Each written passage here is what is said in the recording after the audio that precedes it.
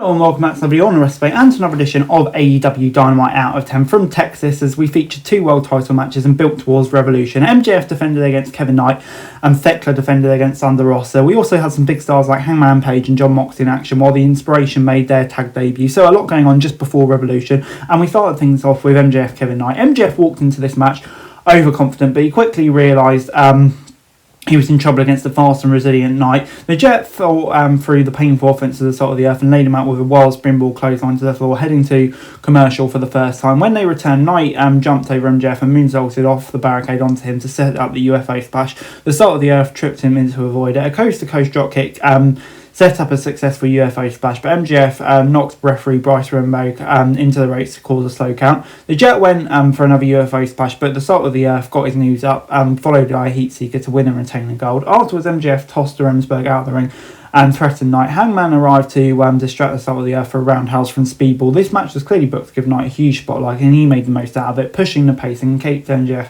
on his game throughout. This was no drama to the result, as AEW is never going to sacrifice the Revolution main event after weeks of build. The ref bump and slow count was a corny way to tell Knight almost beat MJF before the real sell was how Knight delivered in this spotlight. His ability not only to deliver unreal high flying action, but to continue to sell the damage of the long title bout made clear that the Jet is ready for a massive singles run. So yeah, this was a great showcase for him. 7 out of 10.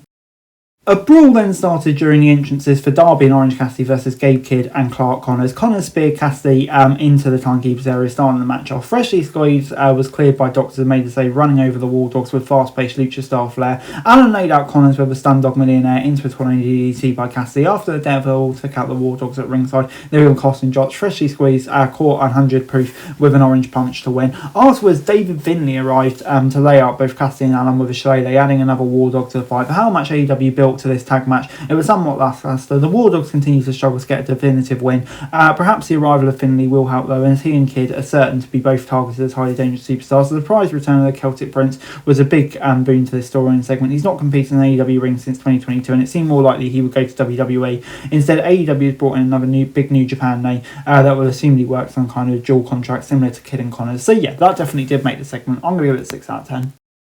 We then got the Inspiration, who didn't take the Brawling Birds seriously and quickly got run over by Hayter and Windsor, with one finished the match with 2 birds, 1 stone. This was not a sharply executed match, but it was the right booking for all involved. The Inspiration are an entertaining duo, but we're not going to come into AEW immediately and throw their weight around. Their loss sets the standard in the women's division. The Inspiration will need to find themselves to compete against the best. The Brawling Birds, meanwhile, already look ready to challenge for the women's championship. So yeah, I guess in the long run it kind of does make sense, even if it was a shame for the Inspiration here. So I'm going to give it a 5 out of 10. Before we moved on to Hangman Page versus Marty Snow, the Cowboy didn't hesitate, laying out Snow with a buckshot area to win within seconds. Afterwards, he called out MJF, who arrived as a distraction for a surprise attack from the Callis family. Speedball and Kevin Knight slid in to make the save. Callis arrived to announce that Protocada and Davis were taking a shot at the World Trios Championship in the main event. The squash match was a simple way to give the Cowboy a win on his record. It wasn't needed, but it was over quick. The post-match was a major surprise to spice up the show that already had plenty on it. It's nice to see the World Trios Championships can be defended, but it was an odd time for this match. Jet Speed had teased the family with a title opportunity on Collision, but with Mox versus Teixeira and Thekla v Thunder Rosa,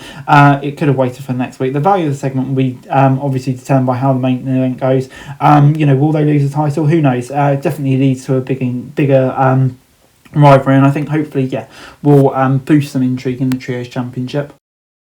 We then got Henchesero versus Mox, and Henchesero beats Mox into knots throughout their flight, trying to force submission, but the champ refused to quit. Mox finally responded with power, hitting a King Cock Lariat to set up a paradigm shift. Henchesero countered into a spinning body scissors for a near fall. The champ flipped off Henchesero, then stomped him out following a paradigm shift for the win. Another strong Continental Championship Eliminator match for Mox. He made the Alchemist look like a real threat, especially for the first 10 minutes of this match. While it's unlikely the champ would lose out ahead of this match with Takeshita, the match was worked with just enough heat to sell the possible upset before Mox shutting him down, making it interesting. I'm going to give it a 7 out of 10. As Brody King arrived impromptu to call out Swerve, Prince Nana arrived, but the most dangerous man attacked the Hounds of Hell from behind. He choked out and hanged King with a chain before accepting King's Revolution challenge. Bandido was too late to make the save. A strong focus segment to sell Swerve v King. The Revolution challenge was expected, but the two made the most of their time to really build the heat. It also shows how far the most dangerous man has ascended into his heel villainy alongside Nana.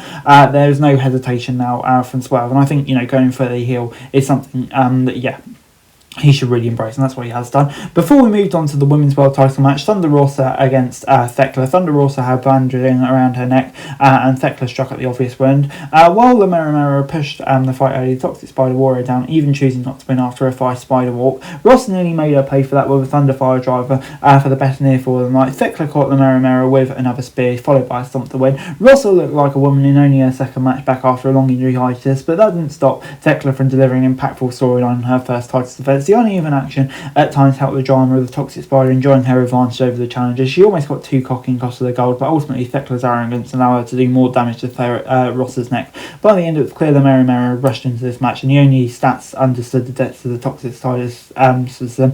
And yeah, it makes me excited for that next match between them. So yeah, 6 out of 10. As we then moved on to Jet Speed Radio starting the brawl in this match, going right at the Don Callis family. This led to a frenetic pace where everyone fought through the first half of this match. Once it calmed, Speedball knocked out both Davis and Okada, then tagged in the Cowboy for a deadeye on the Duns Killer for a near fall, broken up by Fletcher. After Hangman caught Davis with a buckshot, he tagged in Knight. MJF caught the Cowboy with the Dynamite Diamond Ring, and the Rainmaker laid out Jet with a Rainmaker. This is set the stage for Davis to hit the awful waffle on Knight to seal the win and title change to close the program. The title match was set up in a chaotic scene, but the match that followed lived up to the chaotic energy. The whole match was non-stop action and led to a somewhat surprising title change in this early run of Jet Speed Radio. It may be best move to get the World Trios Championship off them as they had divided attentions. The Cowboy can solely focus on winning a gold, while Jet Speed can go after singles goals. However, Okada and Fletcher are now double champions with divided attentions. Assuming no freeball role is used in AEW, the championship are heavily congregated, so that is an issue for AEW to address. For the moment, though, it was a really fun match, and I thought, a wild ending that Dynamite kind of needed, so I'm going to give it an 8 out of 10. Overall, AEW Dynamite gets an 8 out of 10 from me. Last week's show was fairly basic in building to Revelation. This week was absolute chaos, giving off WCW Nitro energy where absolutely anything could happen, especially down the stretch. This was kind of one Dynamite that's not easily forgotten. We got more World Championship matches than anticipated, a shock title change, the Don Callis family continuing to consolidate power, you need to go after the women's division, really, doesn't he? But yeah, it was an uneven night for Dynamite, but the highs significantly outweigh the lows, and it was that kind of unpredictability that I thought made the show really great. That's it for this video. Thanks very much for watching. Remember to like, share, subscribe, follow us on our socials, link in the description below for daily wrestling news, meme and content. Subscribe to our other channels on screen right now, that'd be greatly appreciated. Thanks very much for watching. Peace out.